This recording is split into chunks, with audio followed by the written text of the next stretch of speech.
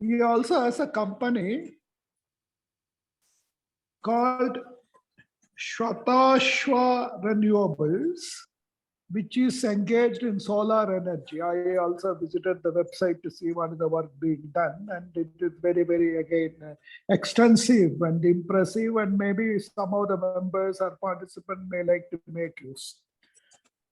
And all these firms are dedicated by the founder to the transformation of the individual as well as the planet, naturally, with solar energy coming up to the forefront. His ventures provides integrated quality breakthrough and brings out a change that can be measured and is visible, because being an engineer himself, he is very much interested in making things more visible and measurable, because an engineer has to be very precise in whatever he does, and he is a very living example for that. He is also a life coach, he is a healer, and he conducts very transformational workshops, helping people in the field of their career, prosperity, relationship, and health. So all dimensions of the life are covered by him. He has been very modest in just mentioning he has been trained by the best of the best. And he has helped by his workshops and also personal sessions innumerable clients for their growth, success, and well-being. So we are very eager to look for inner child healing. But I would like to add in this context, even the last workshop at the school and this title also, when you send it to corporates, it's not possible to get participants.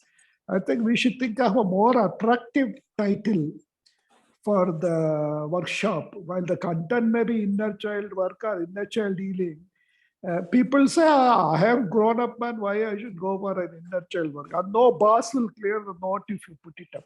So that is my suggestion. Over to Sajani. Thank you so much, Mr. Tej K.M. I remember the workshops that were connected at HAL on inner child healing. Yeah, we called it emotional management. Emotional management, yes. We together we had done a number of workshops at HAL. So thank you so much. And now it's over to our speaker. It's over to you, sir. Thank you very much for the warm welcome. And I'm really glad to be here, a part of this Satsang today. I think I'm really happy to share whatever I have learned till now so that it could help or maybe create an awareness in all of you and also me. I always believe that whatever I speak, it is also a learning for me, because most of the times when we connect the dots, when we speak, it is always a learning for all of us together. So, and I'm really happy to start the satsang or to be a part of the satsang.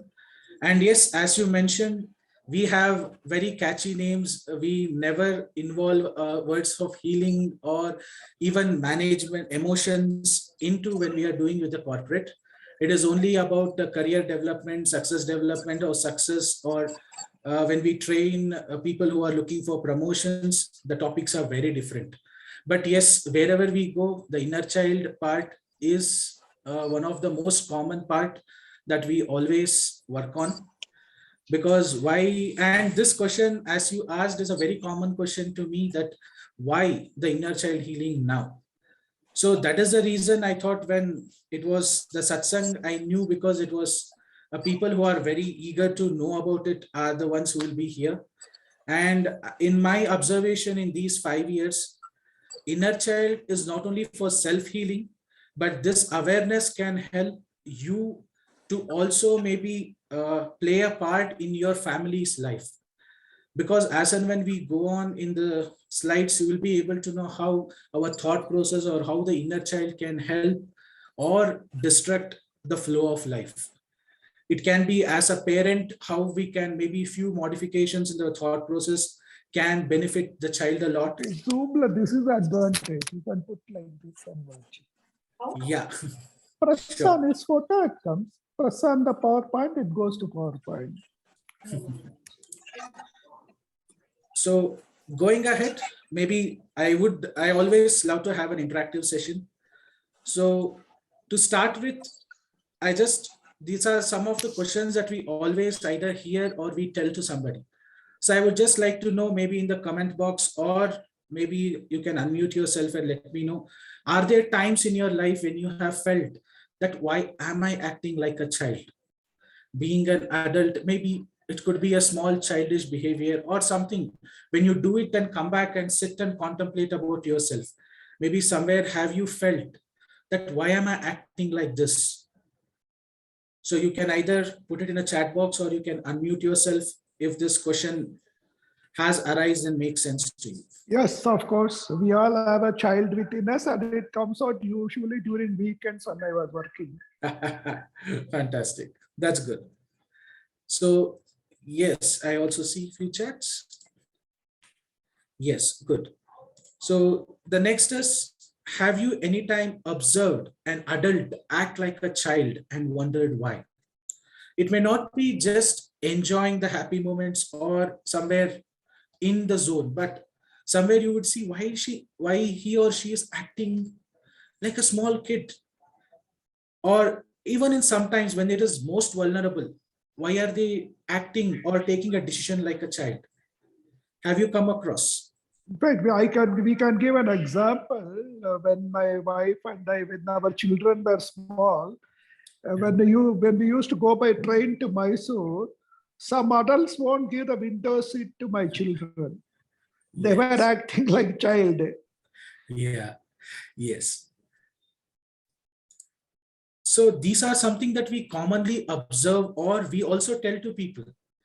Have someone told you, maybe in some of the time, it might be family or friends, why are you acting like a child? Maybe you would have done something or spoken something, or in excitement, you would have maybe just like a child broken something or jumped into something, and maybe someone would have told, why are you acting like a small child? And I hope Yes, at of least course, for friends are told. yeah. So yeah, friends are mostly the most frank people who can straight away say that. After family, I think even family sometimes maybe hold a few things out, but friends, yeah, they are always straightforward. So the next question is, are there times in your life where you have questioned, why did you make such a nasty or a harsh decision rather than handling it in a mature manner? Most of the times we make certain decisions or we speak certain words and we instantly regret it. So I think most of you would have already experienced such a situation or contemplated on yourself, thinking that, why have I done? So the reason why these questions I have put it at the start of the work satsang is that it can be a happy moment to be a child, and also a moment where it could also have hurt us, maybe got into a loss, or maybe we would have got into a trouble, or we would have landed somebody else into the trouble. So it is not wrong to be the child. It is always good to enjoy. But the context that why I have asked the question, maybe as and when we go, you will be able to maybe slowly get a grip on. So basically, as per the definition, the inner child definition is nothing but it is a part of your personality that still reacts and feels like a child. It can also be said that it is usually a hidden part of the person's personality that is characterized by playfulness, spontaneity, and creativity, and usually accompanied by anger, hurt, fear to childhood experiences. So this is where the second part, basically the first part of the definition is something that we all would love to be a part of. We would love to enjoy as a child. We always say that school days were the wonderful days. Maybe taking help from, maybe being nourished, being loved by the family is something very wonderful. And this is completely okay. But the second part of the definition, being a child usually accompanied by anger, hurt, fear to the childhood experience. So our focus on today will be into the second part of the definition where we'll be looking at. So in my journey here, most of the times people have asked me, is an inner child a memory? Is it a trauma? Is it a personality? Is it a part that is stuck?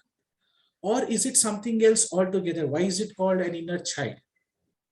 So maybe doing multiple modalities and being into this system of inner child, I would say it is a part of all of this.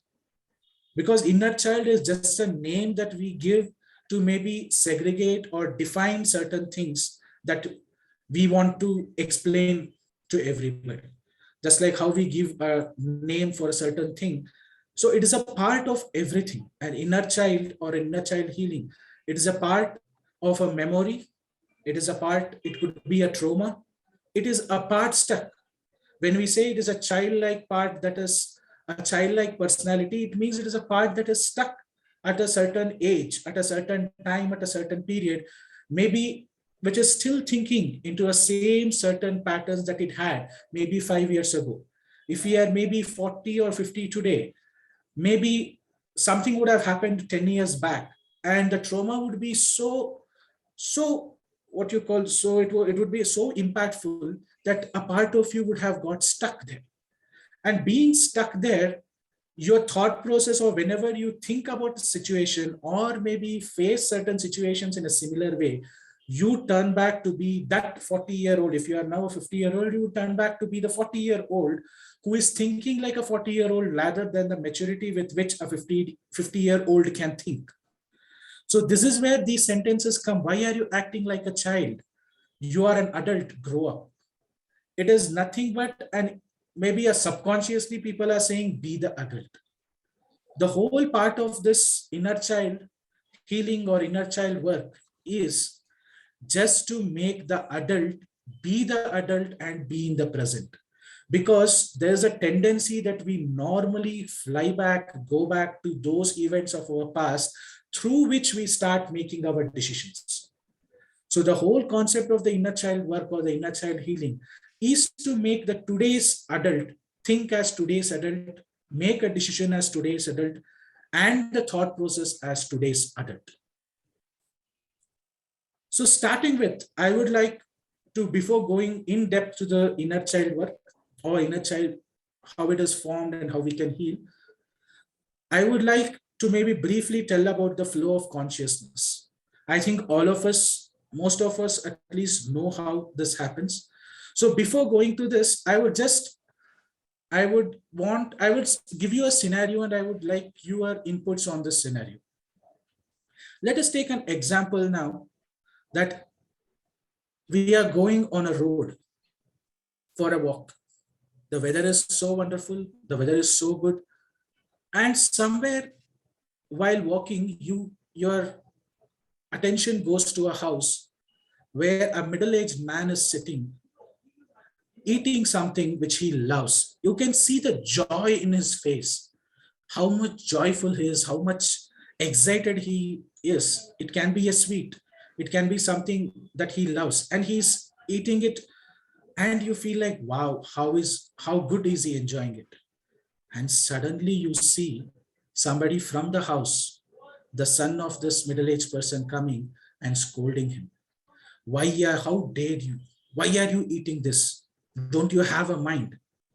This is not for you. Give. This is for my children. This is not for you. This is not the time. And he grabs it and takes it there. And you instantly see the sadness in the face of that person. Can you tell me what are your thoughts the moment you see this sadness gripping into him? You can observe him. He is there sitting opposite to you, and you are seeing all this. He was having this bowl full of a very favorite dish, a sweet that he was supposed to eat, and the son takes it and goes inside. What would be your first thoughts? Yes, sinking feeling. Good. Anyone else would like to share their thoughts for this situation? Maybe this middle-aged man has diabetes, and he loves the craving that comes along with it, that he may be eating a sweet of his choice, and which he should not be eating. And the sun has come out to save, whatever, his father from allowing him to eat, and he's taking it away. This is what I thought of it. Yeah. Okay. So along with you, there are other answers like the feeling, sinking feeling, angry, sadness, disappointment, and a feeling, a sense of guilt of depriving him the happiness. Yes, it could be caring too. We may not know the whole picture. Exactly. So why I gave this example is because, see, this is how the thought process of each of us is working on at that instant in time. And please mind, it is either right nor wrong. Because as in the comments and as you have clearly explained, we don't have the clear picture. If you go to him and ask, why are you doing this to your own father? And he is so sad now, he would give a reason. One option, yes, as you said, yes, he is a sugar patient. He cannot eat so much sweets. See, he has to get an insulin shot now. Without that, it cannot happen. The doctor has told this is not happening. So that is why I took it. I know even I feel bad, but what to do? He cannot eat the sweet. So what would be your thought process now? Who would you think is right and who would you think is wrong? You can type in the chat box or maybe unmute yourself and let me know. We get judgmental. Yes. Okay. And I think it could also depend on the kind of vibration that you feel. Is it done in a hostile way or is it done with kindness? Probably based on that, you might lead your thoughts in one direction or the other. yes, absolutely. So why I normally give this example is because we see in life where we always conclude on something which may not be right or may not be wrong. We conclude based on our experience. We might have seen in our family that somebody is treating the parents harshly, and we start thinking and making it as a universal belief that all does this, all do this. Maybe you will see when you would have gone to an old age home where you would see those old souls maybe feeling so bad that the sons would have kept them away. And you start believing that most of them, whenever you see a certain situation, even if it is a half truth, you start to have that conclusion on yourself. So why this is so much important is because all these will start to form an inner child. It starts to form a personality of an inner child with a particular trauma, which will start becoming one set, a similar personality with the same feelings and emotions. So as a flow of consciousness, the very first thing that comes are the thoughts. Just like as this example, there were two thoughts that had come. One was the positive, one was the negative, and there was one more neutral. Because I also saw that comment. We don't know what is the reality. We must explore more. There was one part of you that said, yes, there could be some reason why. The other part felt really angry. It could be based on the beliefs that you have or the hostility with which he did it. But the thoughts are the first thing that generates in your mind. With the thoughts based on your beliefs, your upbringing, your experience of life, you start to have a perception of a certain situation. It might be right or wrong. It is just a perception. So normally we always see in a same situation, in a same class, there will be a person who feels very bad when the whole group is punished. The other will be chilled. He says, yaar, one more period to gaya. Okay, do good, bunked, no issues. But the other child will start sobbing, will start crying, will start feeling bad. And the situation is the same. It is the belief of the child who is crying that, oh my God, I lost this class. Or what will my parents do if it will go to the principal? Oh my God, I will get the beating. The person who is enjoying may not have had an experience of such, and he doesn't even be aware of it. So he feels, okay, yaar, ye to bore tha. Maths class was very boring. I couldn't understand any formula. So chill. She put me out of the class. Good. But the situation is the same. The perception has become different. And with this perception and the belief, there comes an emotion. You either feel guilt, you either feel angry, you either feel sad, or you either feel happy based on what perceptions you have. And most of us here, in the name of feeling good or feeling normal, here we suppress our emotions. The biggest cause for an inner child, along with the perception and the belief, is nothing but suppression of emotions. You don't let it out, you keep it for yourself, because maybe that is how the things have been working for you. And now what happens? If it is a happy moment, yes, fine. It gels, it goes, the vibrations are very different. What if it is something that is negative? It starts to get into the system. It might be energetical system, it might be physical system. I think most of you are aware of different modalities, and you know how emotions and thought process can affect your health, affect your career. And similarly, all of this start with the very initial child, that is the inner child. So with all these emotions, there is an energy that you give out. It might be anger. Anger has a different energy. It might be patience, where you go to that person and talk, excuse me, can I know why are you doing this? Similarly, if you are angry, you go, how dare you do that to your father? That is not the right way. So with this energy, that is going into physical, the outcome and action are both dependent on all of this. Most of the times, the same outcome, maybe going and talking to a person, so this person with calm and maybe patience can lead to a fruitful result. If you go angrily and talk to him, how dare you, he will say, please get out. Don't come here. This is not your house. Why? Because he is also carrying some sort of energy that is getting gelled into this energy of anger, and it doesn't get into a fruitful conversation. So what happens now is you start to feel bad.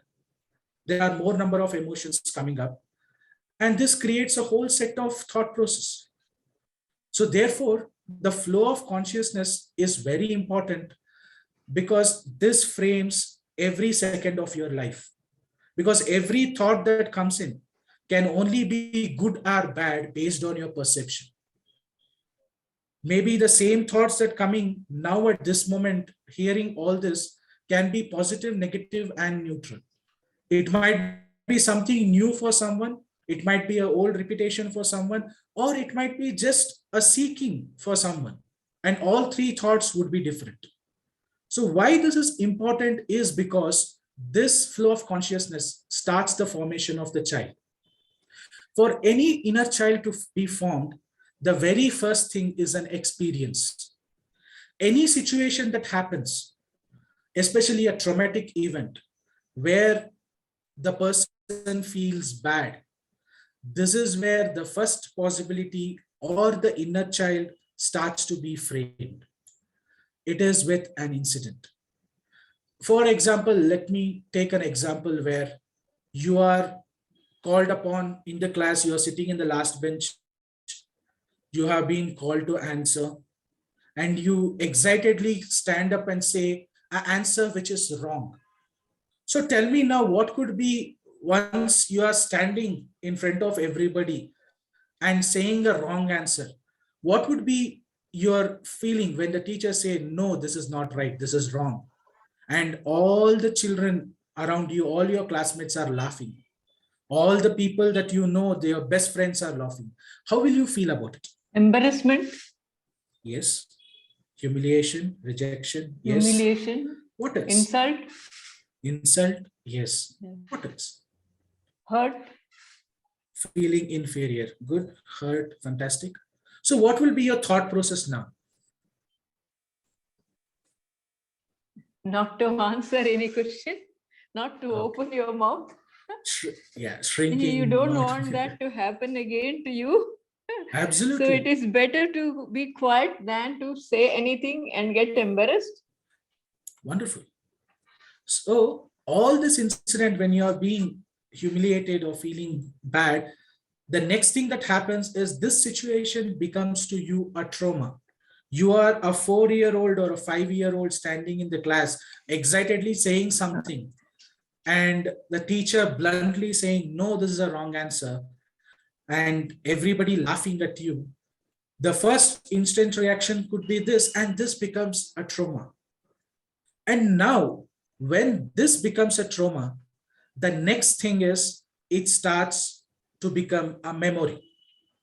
So normally Tony Robbins normally says, you only start to remember, or only you have it in a memory only when you feel it.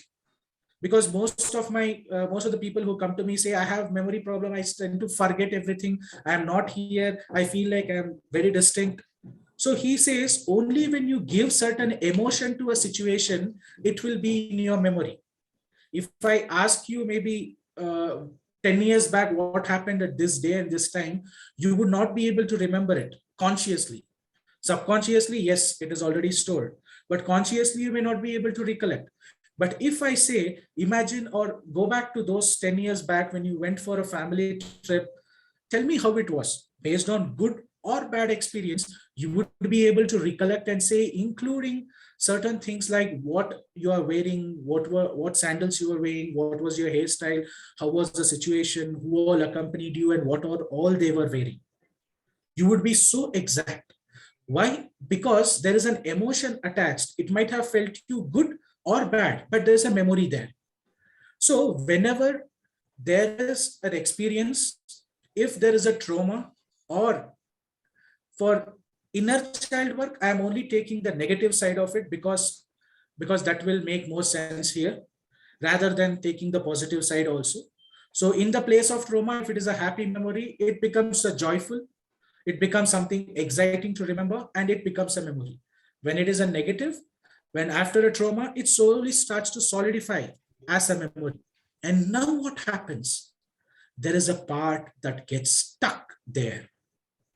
Because it is just like how you confine yourself whenever, I think this is a common tendency in children, when you scold somebody, scold a small child, or angrily speak to him on a small child, the child tries to go away from everybody, distant from everybody, or it feels it, you can see this reaction happening. And this is what happens in you at that point in time. And this is where a part gets stuck. So it doesn't move to the next. It gets stuck there with this experience, with this trauma. And now what happens? If it is a very, very huge trauma for you, this is the first time if you have felt something like this, and if you're feeling so embarrassed, this becomes the very first initial core inner child. Something related to the humiliation part, maybe coming out or withdrawal, whatever that the child felt at that moment in time. It might be feeling inferior. Let us go with an example that it started to feel inferior. Just like how you said, it starts to withdraw. It starts to say, okay, from today, no, let me not. Let me not talk. Let me not go ahead. This is where your initial sensitizing event happens. And this is where your first inner child of inferiority is born. So it gets stuck there. And as and when things go ahead, maybe I'll give you a more detail in the next slide. Yes. Tej, one question and before you continue. I'm seeing two or three rectangles blocking the screen. I don't know if others also are seeing that, but it is on the screen. Yes, even I have to. Yeah, it's moving around now. I think it's your windows that you're moving around. It's blocking the screen's view. Okay, I'm so sorry. I have a chat board here on. Okay, now is it clear? Better. It's okay now. Yeah, okay. Thank you for letting me know. So let us go even more deeper into the work of inner child. So as I said, your experience with an incident, the inner child formation starts. And now, as I said, the perception comes in. So as an example, you would have observed even in your school days that all who gives a wrong answer may not feel bad, may not feel inferior, may not feel humiliated. Only a few set of children would only have this perception of feeling inferiority. Some of them will say, oh, okay, thank you. Maybe I'll work on it and come to you. Or they will say, they don't even care if it is right or wrong. They say, yeah, you said it to me, fine. Okay, if it is wrong, wrong, they will sit. They don't even bother to care about, is it humiliated? Or you would have also seen maybe in your college or in your teen days, when a teacher scolds you, you proudly stand and turn all around and say, yeah, yes, this is how it happened. And you feel good about it. But at certain point in time, when it is a trauma, it becomes, you have had a perception that, oh my God, this made me feel inferior. Oh my God, I am humiliated by all of these people in front of me. What will happen? How will they react to me from now? Will they start calling me a Dumbo? What is this happening? It is your perception and thought process that is running in your mind. Each of this thought process is giving you a perception, which is making you think, oh my God, I am a Dumbo. What if this person, my best friend, comes and says, yeah, you don't even know this. How can this happen? I took notes from you. I copied it from you in the exams. Oh my God, what will happen to my results now? And this will start to give you an emotion. It is nothing but a fear. You will start withdrawing.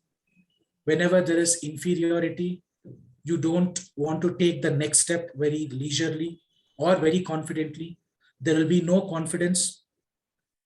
Based on each individual, the emotion differs. But taking as a standard example of inferiority, you start to fear. So every time somebody asks you, what do you start to do? You start to have a thought process of fear. Oh my God, what if this goes wrong? Because you have now made a conclusion that I don't know anything. I am dumb. Because the conclusion has happened because you have got humiliated by everybody. The teacher also has said you're wrong. The person who you looked up to or as a best friend has also commented on you. And you feel, oh my God, I am not good enough. I am not brilliant. I am a Dumbo. So this is a conclusion, when you make it, will start to cement the inner child to be stuck at that point in time.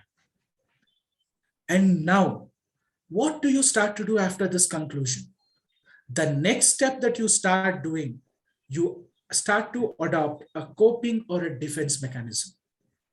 A simple defense mechanism would be just like already you said, not answering the questions, going into the last bench, not being highlighted, not being coming up, or maybe not being proactive in what you do. All this will start to become a coping mechanism. And please understand why this is so much important is because this is where your life starts to frame with respect to feeling confident. Because everyone's career, if in order to succeed, you need to stand out. You need to be proactive. You need to go and talk to people or give presentations or go to high profile meetings. But if there is a part of you that feels inferior, I am not good enough, I am not brilliant enough, and you start comparing with all and think that you are not as per them, your coping mechanism will be to be in the background. And slowly, similarly, what happens now that this is a very, very traumatic event for you, this is just a start of an event. This is where your inner child, the initial inner child is cemented. But that doesn't mean that inner child has now formed a personality onto itself. It is just an inner child which is getting stuck, maybe when you are at 5 years old. But what happens next is what is very important. In your life, maybe you are now 5 years. a similar incidents will happen when you are 6 years old. Maybe you are gone into a family function where they ask you to dance and you trip and fall. And again, this pops up. Oh my God, what happened? All are laughing. Some are not laughing. They are just putting their face the other side because they don't want to make you feel humiliated. But you sense it. What have I done? I am not good enough. I should not have done this. I don't think I am capable of doing this. And now what happens? It becomes even more stronger. The feeling of inferior, the feeling of I am not good enough. Because now there is a second inner child that has played a part. Similarly, if there are 3 or 2 more, a similar traumatic intensity events happen, it solidifies. This inner child, this part of you that is feeling inferior, solidifies completely and starts to affect every thought process of you whenever you need to go out and put out yourself and talk out in the social gatherings or in the meetings or anywhere.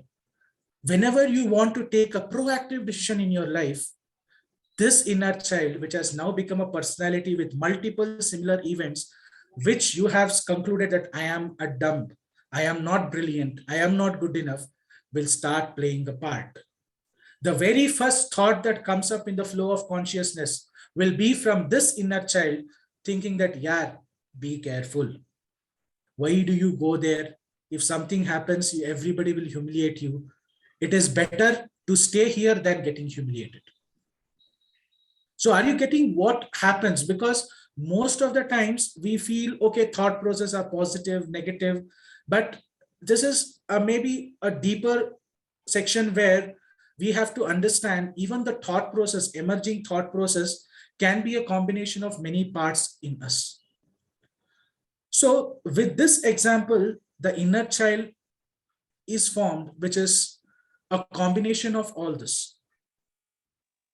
So why this is very important or how this is very impactful is because of the social setting that we are in.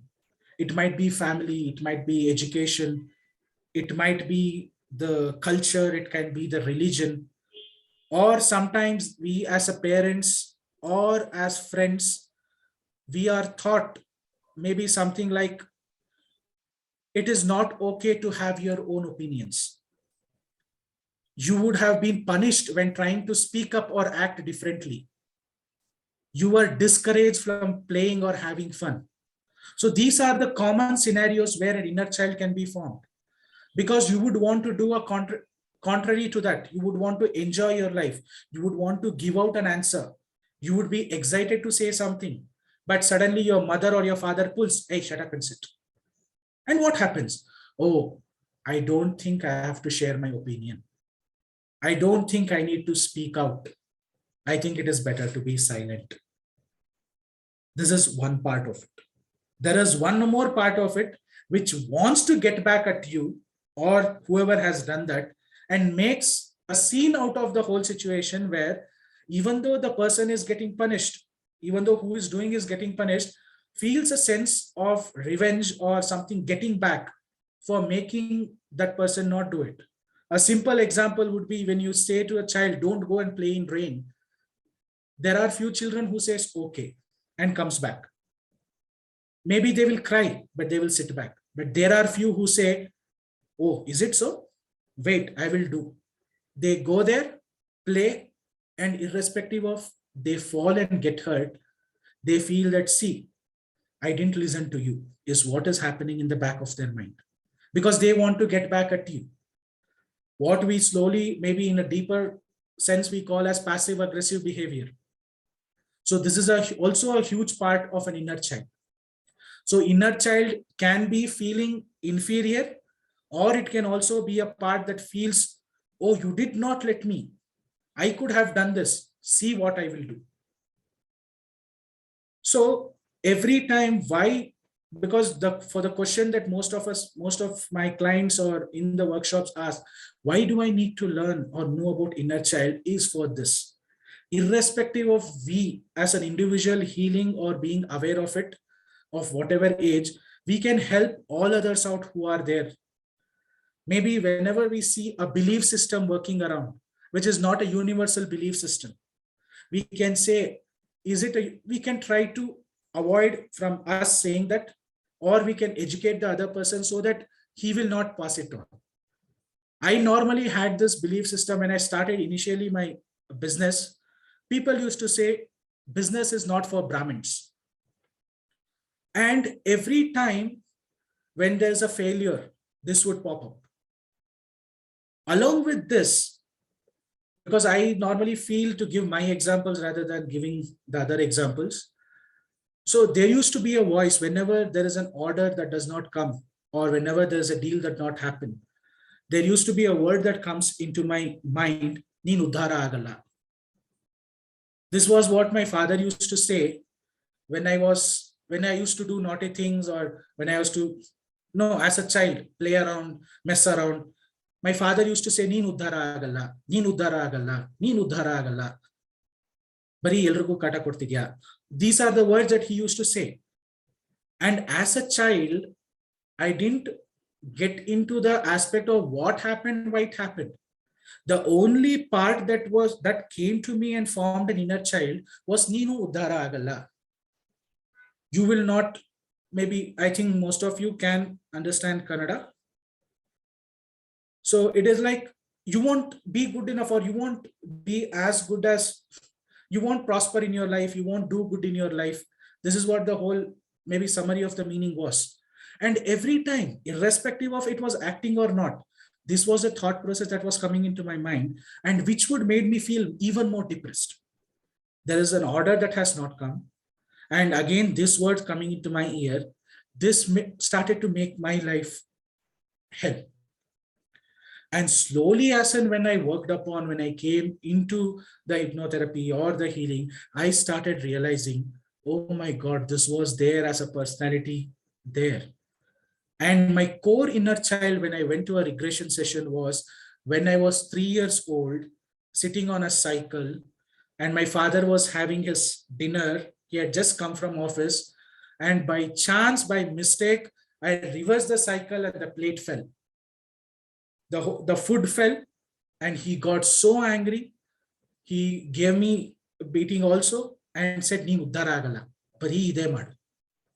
And this was my initial sensitizing event. From then on, whenever my father spoke about it, or even my teacher, there was a third event in my life where teacher said, if you are like this, uddhara agala, because I was a bit obese, and even now I am healthy. And people used to say, Hingidre, if you are like this, if you are healthy, you will not do good enough. And why I'm quoting this example is because these two are different things. One is respect to your physical, one is respect to your how you're behaving. But all this started to become a part of the personality that started to think that I may not be good enough, I may not do good enough in my life. I may not reach to where I want. Even though the adult of today knew that I could achieve something, and that is the reason I started my business, back end, this was the thought process that used to come, depress me out, and take my weeks and days away. Because I used to only linger in this thought, oh my God, what if this happens? What if that becomes true? And all my days were spent in that. And only when I started realizing, only when I started working out, things started to change. So it is utmost important that even what we speak can become a trauma for somebody if we do not phrase the right words. Because most of the times we also see some are very straightforward. Even though they are telling the truth, it might hurt and become an inner child for them. Or if somebody is telling something to you and you start to feel bad without thinking their intention, why they are telling you that, it starts to become an inner child. It becomes a trauma for you. And all of our life, there are collective traumas of different personalities. Whenever we are verbally criticized, physically punished, all these start to get stuck at that point in time whenever there is a trauma. So whenever this happens, it starts to get in its own folders. I think most of you are aware how the conscious and the subconscious works. I mean, I don't need to go in elaborate with this, but why I got this is because your inner child is completely majorly formed and dependent on the conditioning and the belief system that everybody does. Maybe something like, just like how I said, business is not for Brahmins, or something similar to that, which is a cultural or which is a religious thing. You're not what you call, you're not a Gujarati or a Marwadi to do that. They have the knack. Why are you taking, go work somewhere? These are the common things that people say. Whenever we are not earning, people say, no, this is not how it is. Or it can also be with respect to health. Whenever you feel that you're not good enough, the very first part of your body that gets affected is your stomach. Because that is where, as per the chakra system, that is where the whole energy of me, the solar plexus, is about the I or the ego. The first thing that affects is the stomach. So it is very important that we realize that where we can find this, where the personality is acting, and how we can work on it. So every time there is a certain situation, a similar situation happening, it starts to become a different personality on itself. And every time we are, as an adult, facing a certain situation, this inner child starts to give us those thought process which will hamper or which will take away that zeal, or it will not help us to achieve that result what we are supposed to. And normally people say, what could be the sum of the childhood traumas? It can be as simple as being verbally abused or verbally scolded, smacked, including something like when a family setup where everybody is quarreling, the words that they speak are something different. What they mean to each other are different. There is a lot of turbulence in the family. It can be something as simple as humiliation, or maybe a father figure talking something ill about the mother, mother talking ill about the father. All these can start impacting. Because this is a vast subject, maybe I'm only trying to take few points, and I know sometimes it would be confusing, but please bear with me. Yeah, because we have a time of 1 hour slot and the topic is a bit more elaborate. So what are the common conclusions that an inner child can face? Because now we have seen how it is formed. It can be, I am not good enough. It can be, I am not safe. I don't belong here. I have no value. I am worthless. My life is out of balance. I am not loved. I am unwanted. I am defective. I have lost my spirit. I don't have that zeal to do. So these are the common statements that an inner child forms as a conclusion about the self, which will start to play out a role in every decision we make. And majorly, the very core inner child happens between the age of 0 to 7. And when I mean 0, it means when you are in your mother's womb. Because most of my regressions have led to an womb state where the very first time the child has felt bad hearing about the father or the mother or the grandparents talking ill about either the mother, the family situation, the finances, or even being conceived. And the common examples that I would give in the womb state is, most of the times when I regress, these are the common things that happen, because I do a lot of therapies with systems like PCOD and the hormonal imbalances in women. When I go to a regression, and I would say most of the time, not every time, but it would land up to that state where either father or grandmother or grandfather is saying, we already have 2 girls. Hopefully, oh God, let it not be a girl this time.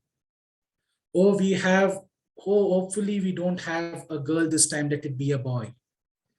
Oh God, it will be so hectic if it is a girl. What to do, how to manage. These are the conversations happening when the child is in the womb and hearing all of this. And this is the first place where the inner child starts to form. Oh my God, I don't think I am wanted.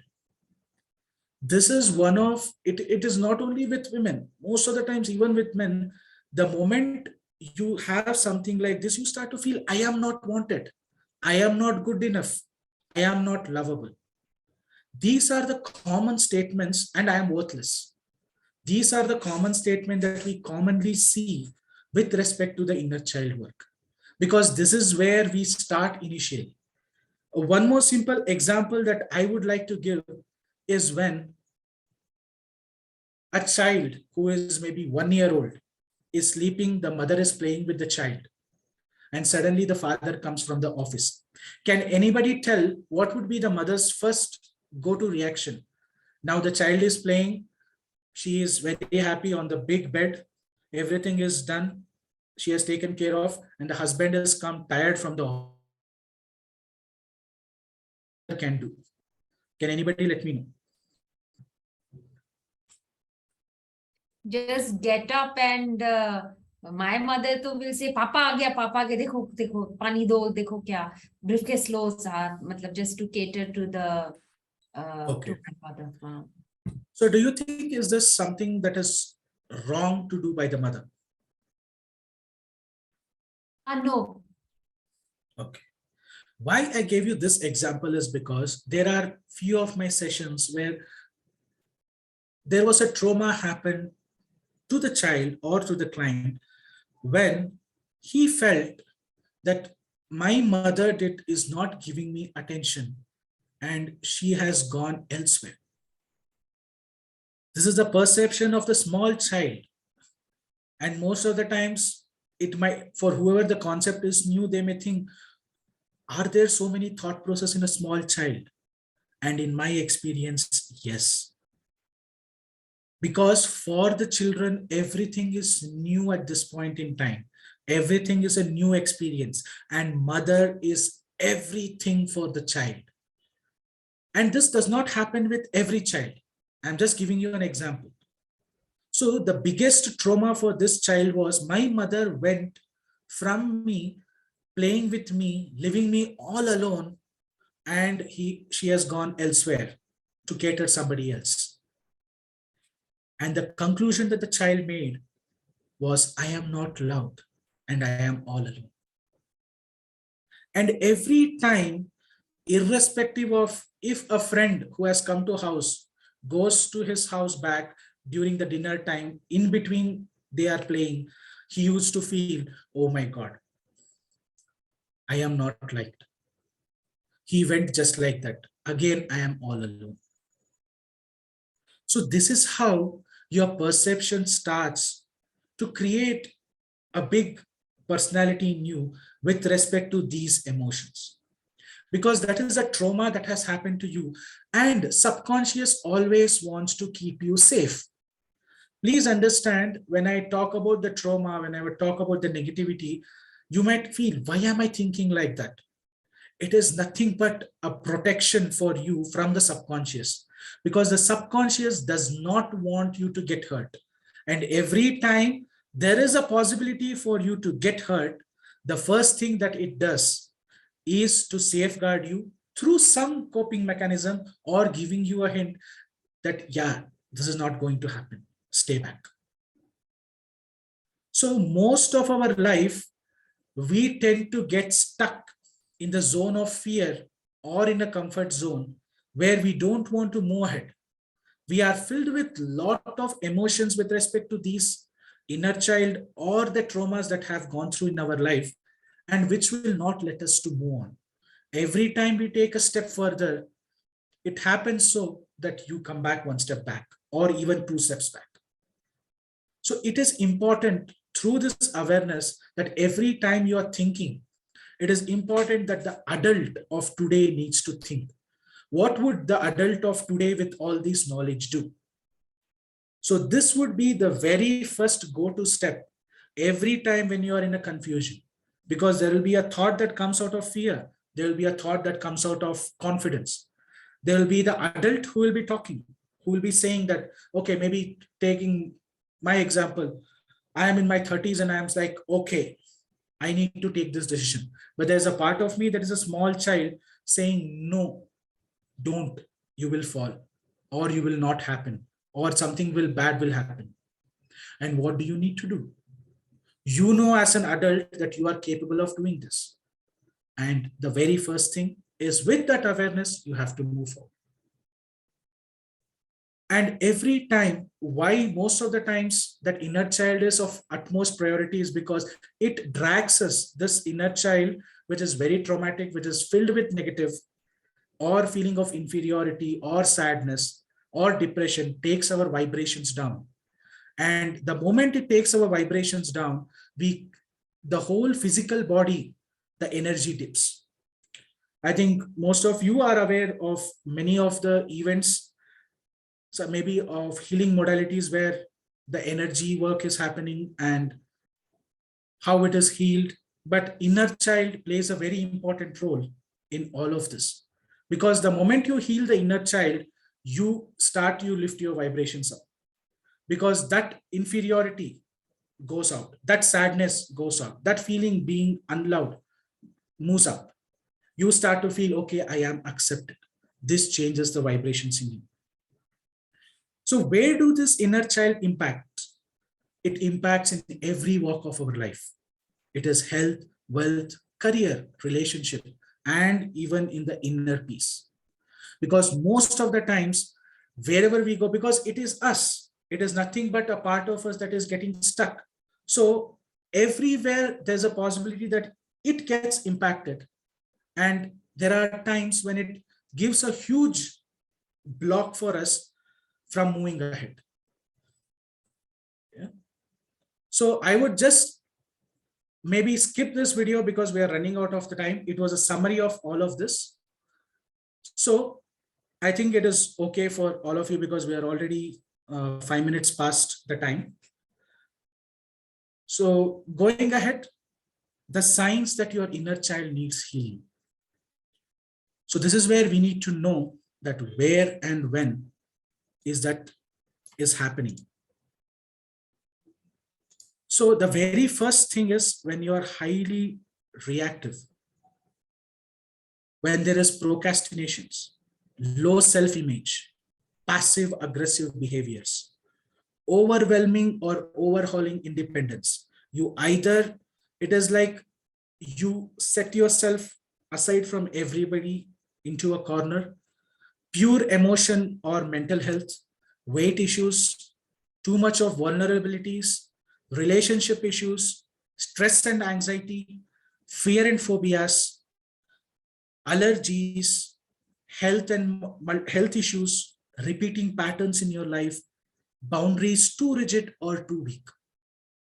So if any of us start to feel this, the very first thing that we have to go, the thought process should go is work on the inner child.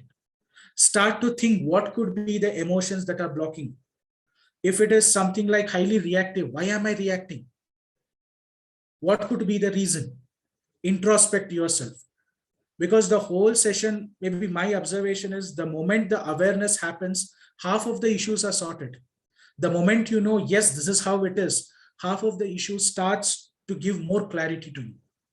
You will be able to take a better step. Whenever you procrastinate, why am I doing this? Is it because of fear? Or is it because that I don't want to do? What is it? What is the worst thing that could happen if I do this? So questioning yourself makes a very important part of the inner child healing. And every time there are issues like this, and especially health issues, because if you have gone through the Louise Hay book, or if you have gone through the different modalities of healing like radical, you will come to know every health issue has an emotion, and every emotion has a thought process, which together is an inner child. So for example, if you take asthma, it is like feeling suffocated. Maybe the person who is feeling with asthma may not be very free flowing, because he or she would be restricted by the family. She would feel suffocated, or there would be too much of work which would make them feel so full, and they cannot work on it. There was an example, one of my clients used to always say, "How are you?" "Sir, there is no space for me to breathe. I am so much occupied." And after 1 year, with this same feeling of feeling stressed, with this thought process and the emotion of feeling full, suffocated, stressed out, he started to have the lung issues. Every word or every thought process that you have, if it is becoming maybe a continuous thought process or a repetitive pattern in your life, please make sure that you go to the depth of it. Maybe, yes, the age-related issues which are happening, yes, it can be reversed. It can be an inner child, but it also be the physical body giving up. But most of the time, all these issues have a certain inner child that is connected to it. Because when in our practice, we do something called organ regeneration.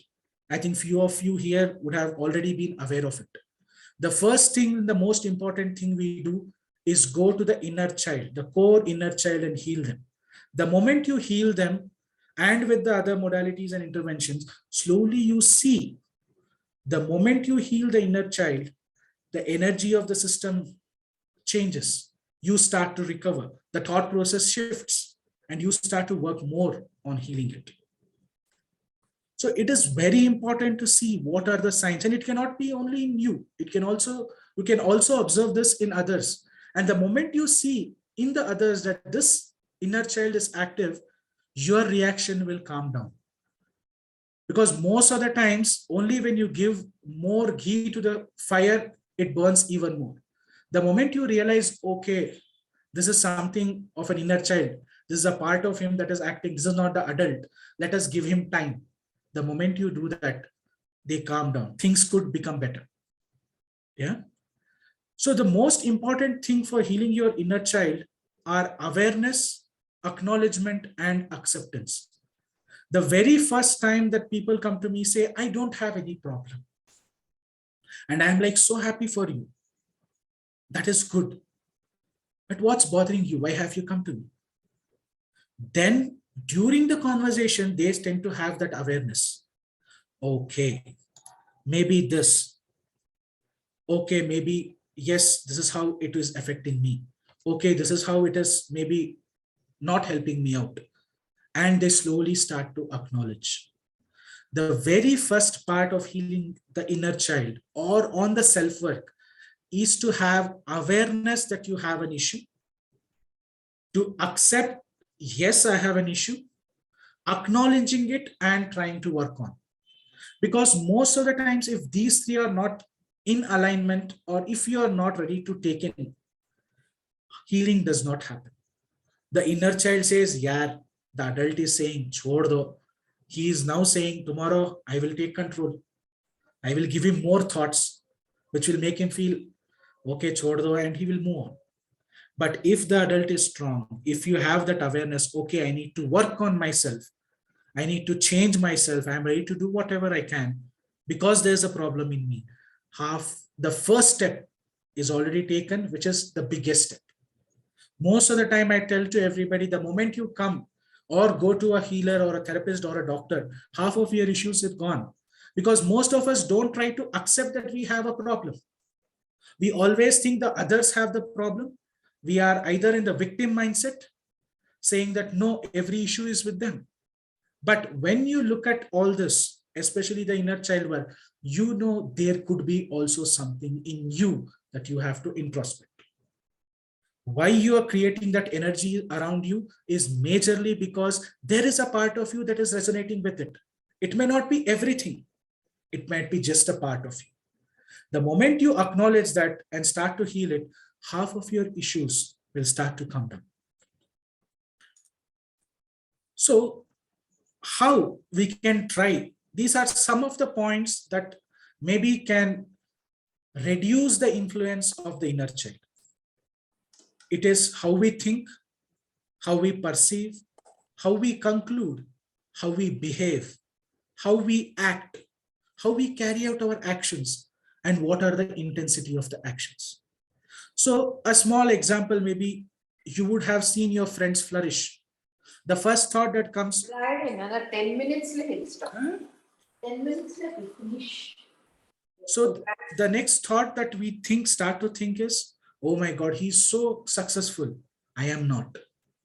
The first thing that you can change when this thought process comes is, okay, he has flourished. He's doing good. When I was with him, maybe he was not so well educated, but now he's more successful. So this means even I can work on and become successful. So this is where the first phase you can change your thought process. Maybe wherever you're feeling burdened with the family, and normally the people feeling burdened start to have sore shoulders or issue with the shoulders, issues with the back, issues with the neck.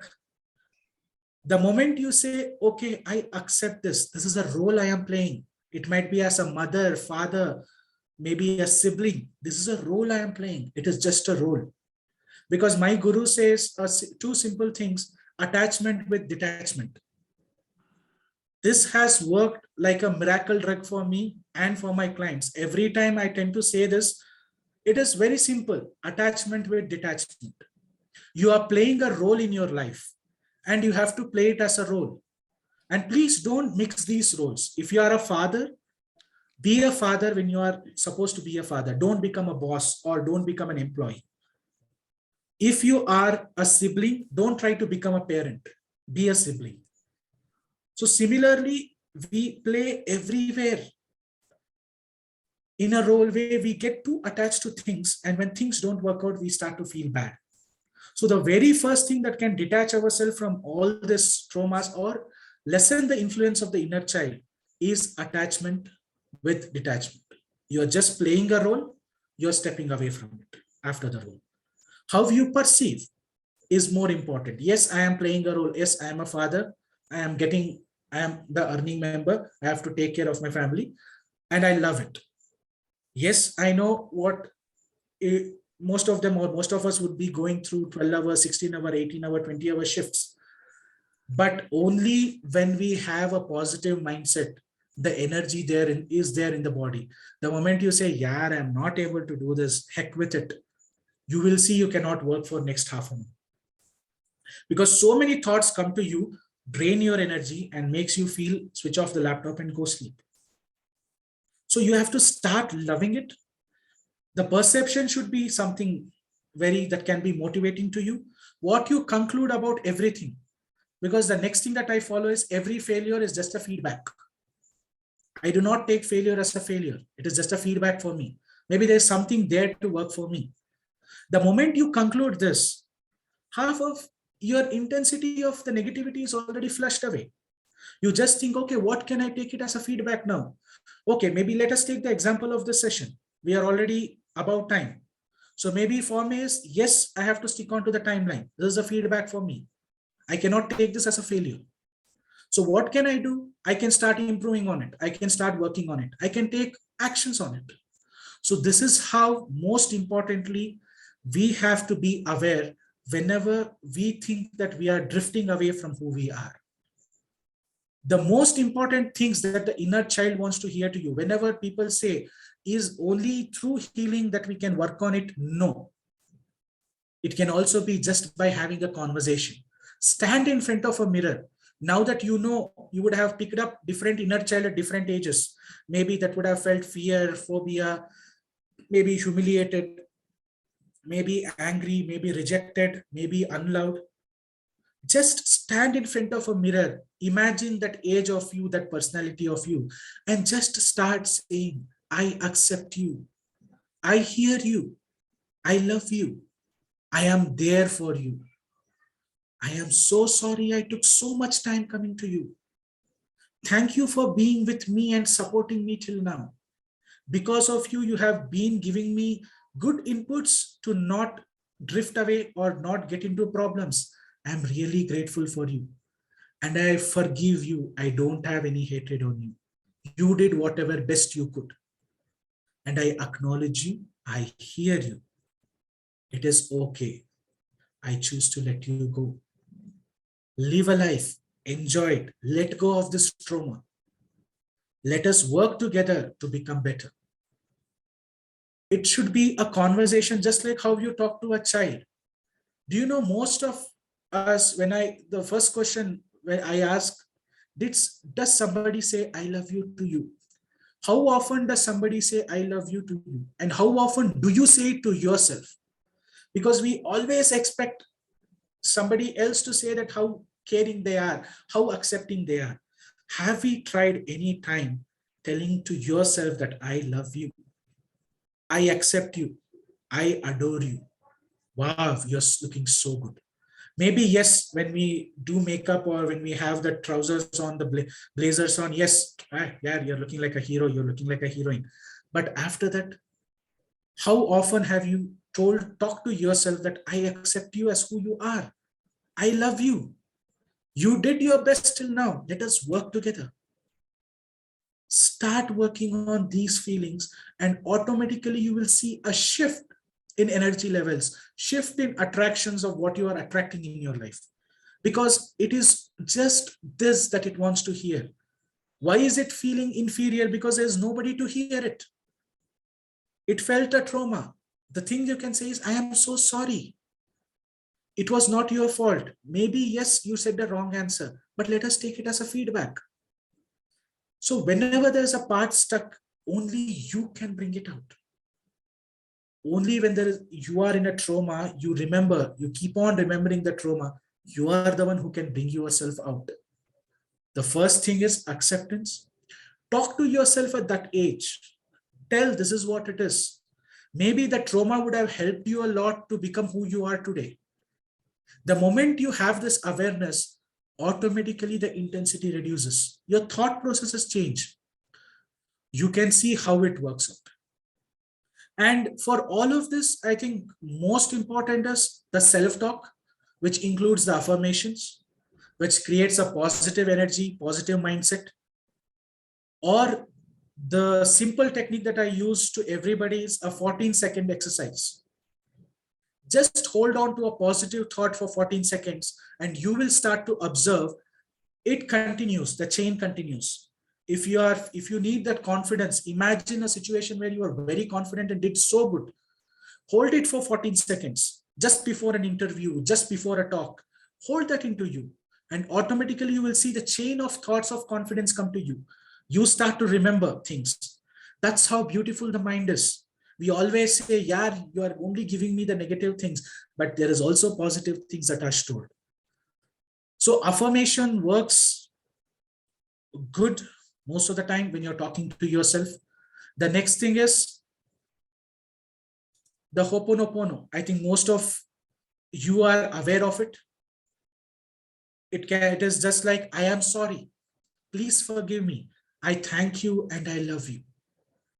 Normally, this is used to forgive others. This is a technique to use to forgive others. But what most of the people that I have known, or at least I have implemented, is on myself. Every time when I feel bad, when I feel sad, when I feel depressed, the first thing that I say to myself is, I am sorry. Please forgive me. I thank you and I love you. I know I have hurt you. I know maybe because of my actions, we have felt bad or we have fallen. This has happened, but please forgive me. I am so sorry. I love you. I thank you for being with me. This seems weird at times, but when it matters the most, when you start practicing this, this is one of the best things that can happen. And for a simple example would be whenever when I get into a deal, I close a deal, I start my solar projects, and immediately there is a barricade. There is some issue that pops up. And when let me give you an example of the recent one. It suddenly stopped. There was a break in the project. They said, no, we need this. This was not agreed upon. Everything happened. When I introspected myself, the simple thought process that came to my mind was, yeah, this is getting so irritating. It is getting so troublesome. It is getting so annoying. This was the thought process when I started the project, because there were some hiccups. Even though it was for a day or two, because I am working on this and the alignment is there, it immediately manifested in the next 2 days. The first thing that I said to myself was, I am sorry. Please forgive me. I thank you. I love you. I sticked on only saying this for a day, forgiving myself for this thought process and focusing on something positive. The next day, the phone call came. Yes, we reviewed your quote once again, proposal once again. I think you have mentioned it. It is okay. Please go ahead. There was no phone calls. There was no meetings. There was nothing. I sat, I did it for a day. It started manifesting. I do it for health issues. I always say to my clients, whenever, if there is no intervention, just start saying this to yourself. And automatically, maybe with Louise Hay book, or if you are aware of Louise Hay, she has some affirmations and what you call the affirmations and the emotion that are affecting. Work on that with Ho'oponopono, it will be even more better. So the next thing is creative visualization. I think all of us know having a positive mindset. I think the next thing is the EFT technique. I think YouTube has a lot of content on this, and I have found it to be very powerful, including use EFT techniques for even past life regressions to heal those traumas in the past life regressions. So this is a very powerful tool. I am trying to give, because my agenda was today was to focus on the awareness part and how it is acting rather than the complete healing part.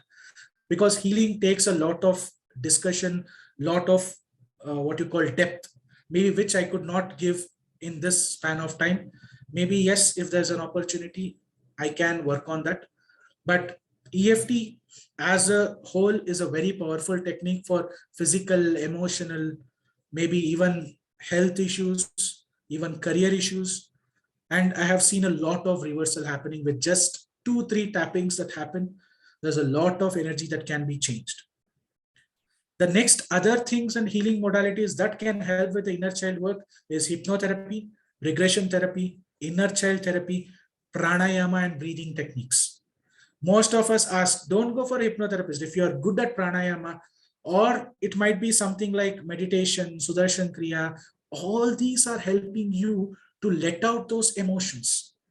So if you are sticking on to something, all this can help you.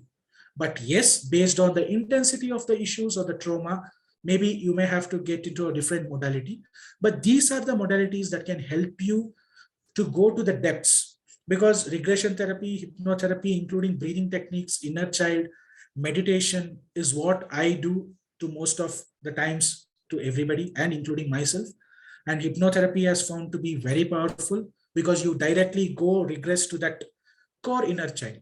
But the other modalities take some time, because with each pranayam, with each change of energy, you tend to heal a part of it. So most of us say, I don't know, normally the English or the Western say, what is there in pranayama? But I say everything is there in that. And I am very eager to keep on learning more about it. The more I learn, the more is what I am getting. So these techniques will help you a lot to work on yourself. Maybe this is what I have been following, and there would be other modalities which maybe I am yet to be aware of, but this is what I have found effective. So yes, so I think we have come to an end, and I apologize for taking more time of yours, and I hope it was useful or informative for you. Thank you, Saitej. It was very, very informative. It was very interesting. Thank you so much. And now we will ask, we will have a question and answer session. Any questions? Kindly mute yourself and ask. I had a question, Saitej. Yes. What is the easiest way for oneself to heal their own inner child? What would you recommend? The very first thing I would say is something called mirror work. There is Louise Hay mirror work. There is a book on it. I think that is one of the most powerful tool if you are very dedicated to work on yourself. Okay. Because I think most of us are aware of it, or most of you here are aware of it. I think Louise Hay is the very best at this inner child work. and she has in-depth detail, a 21-day course set in that book, which can help you a lot, which can help you to work on yourself. Yeah, Yeah. I would recommend that. And along with it, the magic practice. It Magic is, practice. yes, law of attraction. It is a part of law of attraction, but there's again something called magic, the magic practice. It's about, again, an activity of 21 days or 28 days, which involves how, just like how we have to find ourselves, how good we are. So it helps you to find how better you are, what are the good qualities in you. It might be about money, it might be about relationships. This also helps you to work even better on yourself, because these are the courses that I do every 3 months, where I only focus on these two. No healing, all of it is part of it. But these two, even for myself, whenever I am down, or I try to repeat it every 3 months, and the results are very huge. So Rhonda Brain, you would have heard her. Yes. The law of attraction. Yeah, that is her. The magic practice is hers. And Louise Hay is the mirror work. These two are very powerful that you can work on with the awareness. I think you can, the first thing is you can start observing how you are reacting to certain situations. The moment you do that, you will start and contemplate, you will get to know. Because maybe your habits, your expressions, I think we can find even with your expressions, or just like how twitching your nails or biting your nails, doing something like this, all of this is an indication that there is an inner child that is activated in you. Right. This is how you can also find it in others, and make sure, okay, this is not the adult speaking to me, this is the inner child. Okay, let me be calm for some time. Let the adult come, have a conversation with me, things are better. Got it. Yeah. Thank you so much, Mr. Sathsang. Any other questions, anyone? Kindly unmute. Are there any more questions? No? How is procrastination part of the science? You mentioned Okay. procrastination. Yes. So why does procrastination happen will be the answer for how the inner child works. Because you procrastinate for two reasons. One, to either to self-sabotage yourself, or you feel that is not important, or if you do that, you're not ready to take up the next step, or it is like you are not clear on the what are the next steps that you are going to take. A simple example, you need to submit a report. You are so fearful that what will this report come to me, or will there be revisions, or based on this will I be judged. All these thought processes make you, okay, let me put it into the last day, or let me continue this. Or you have a health issue, you know you need to go and approach a doctor, but you don't do. Why? Oh my god, what if they diagnose something very traumatic? What if I need to get into a hospital? So all these are a part of an inner child which is very fearful. And there are sometimes a child which does not want a needle injection. They have a phobias and fear about injections or hospitals, or even feeling, okay, some want to be so self-independent. The moment they know they are ill, they know that they have to be dependent on somebody. And this does not leave them to go there. They will say, okay, no problem, I am very powerful. This is what my grandmother does normally. She says, yeah, I am fine. She has an issue with her knee. We ask her, please come to our house, stay. No, nothing will happen. We are all grown up in village. I am so strong. Our families, everybody is strong. But we know she needs help. But this does not let her. She does not go to medication. She does not go. She procrastinates. Every say, okay, tomorrow, let me go to the doctor tomorrow. Let me go to the doctor tomorrow. So this procrastination in any aspect of our life can help us. It is holding us. It is not being lazy. Most of the time, procrastination is compared with being lazy. No, you are lazy because there is some emotion that is holding you back. There is a part of you that is saying, don't. If you go there, there are chances of screwing up more. Or there are sometimes you have a grudge on your boss because the boss has not treated well on you. Or you have a what you call an anger to be shown on your family. You say, no, why should I do it? I won't do it. So you delay the process. And at the end, maybe you end up paying the price. So this is where the inner child relates to the procrastination. So how do we get through that? how do you get through that? Okay. So the first thing would be to put a question to yourself: what is the best thing that can happen if I do this job? What is the worst thing that can happen if I procrastinate? What am I trying to achieve by procrastinating? The moment you get an answer for this, the thought process, you open up a different zone altogether in your mind. What am I achieving through procrastination? Is it benefiting me or harming me? The moment you know it is affecting you, automatically there will be a jolt in your system saying, okay, I am only getting screwed up, so let me work on it. Because all these questions can only be put by the adult. The child cannot put this question because it is already stuck there. So questioning yourself is a way of becoming the adult once again. And I use this format of being an adult most of the time is because the moment this second pass, you're already, there can be an inner child here. The one who is speaking now, taking decision, is the adult. Only this adult with all this experience can put up a question like this. So start putting up this question.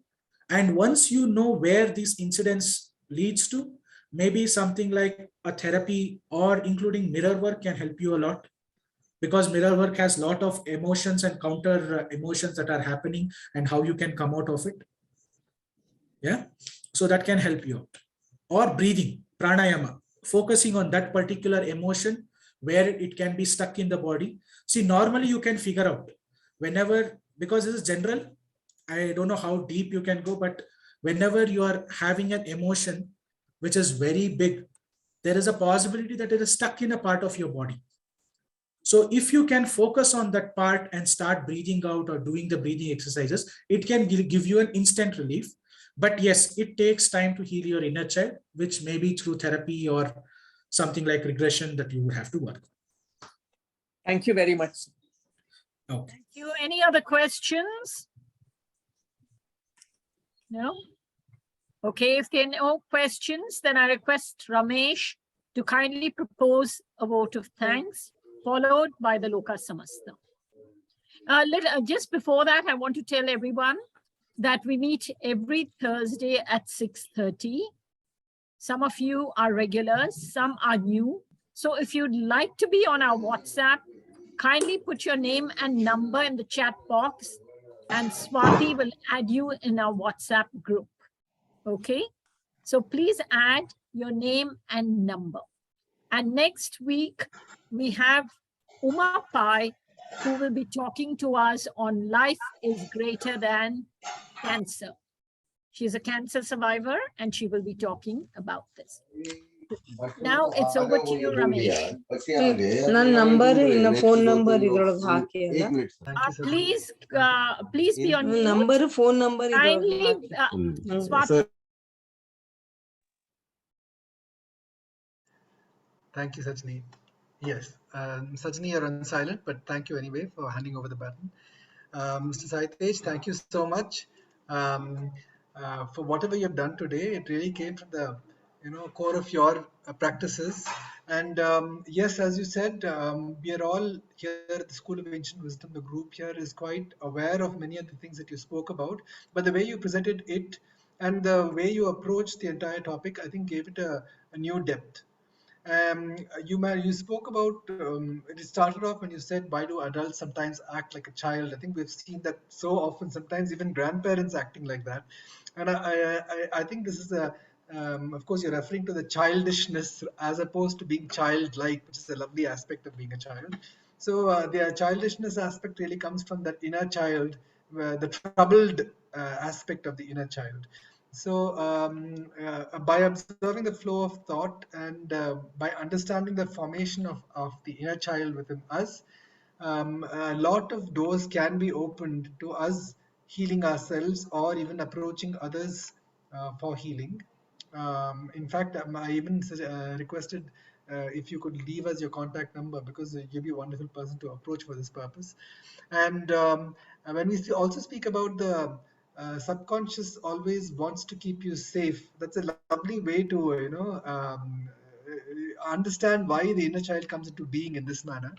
You also give a very nice connection with the inner child and the subtle energies. That was really a very nice link. It puts a lot more depth in what you're speaking, because you have approached it from a more holistic approach. It is not just with techniques and things that you have received from other philosophies, but you've really come connected it to our Bharatiya philosophy also, and the awareness of our koshas. So ultimately, I think what you said was, if we let me see now, I'll just jot it down here. So if we work on our inner child, the best way we can do it probably is mirror work, magic practice, and I think it all boils down to becoming self-aware. If the child in you is active at that moment, and bring out the adult from within. So I think if we are really in the moment, we'll start becoming aware of the inner child at work. So thank you so much for putting us in touch with all this and bringing us and making us present to this inner child in us. And we'd love to, as I said, contact you. So if you wish to, please do leave your number on the chat.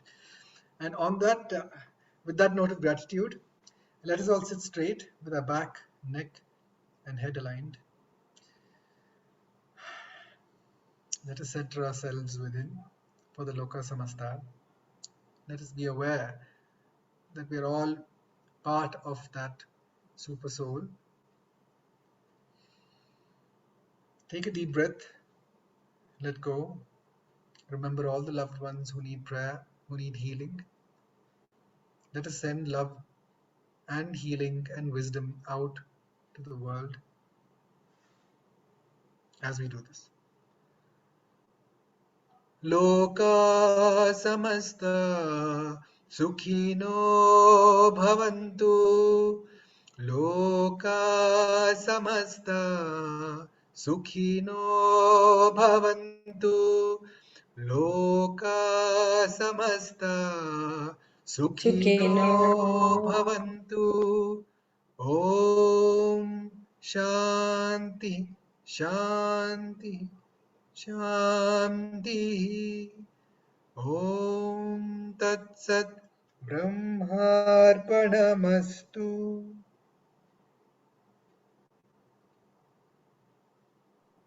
Thank you, Ramesh. Thank you, everyone, for being with us. And we look forward to seeing you next Thursday.